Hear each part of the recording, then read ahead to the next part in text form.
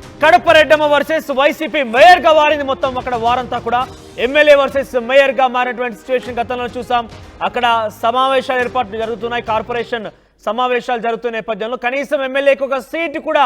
వేయకపోవడంపై నిరసన వ్యక్తం చేశారు రెడ్డప్ప గారి మాధవి అయితే ఇవాళ కూడా మున్సిపల్ కార్పొరేషన్ సర్వసభ్య సమావేశాలు కొనసాగుతున్నాయి వేదికపై కుర్చీ కోసం టీడీపీ వైసీపీ మధ్య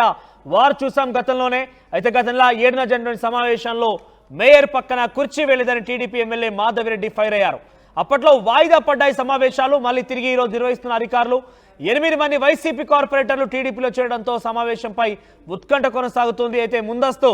మున్సిపల్ కార్పొరేషన్ దగ్గర 144 సెక్షన్ అమలు చేశారు పోలీసులు మీరు చూడొచ్చు ఆర్టీవీ స్క్రీన్ పైన గతంలో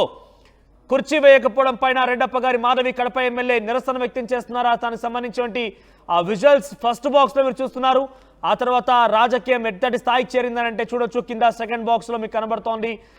ఫస్ట్ బాక్స్ లో సెకండ్ రోలో దాంట్లో పెద్ద ఎత్తున పోలీసులు గుమి కూడా రోజు 144 సెక్షన్ అమల్లో ఉంది సో పెద్ద ఎత్తున తీవ్ర ఆందోళన కలిగిస్తోంది అక్కడ కడప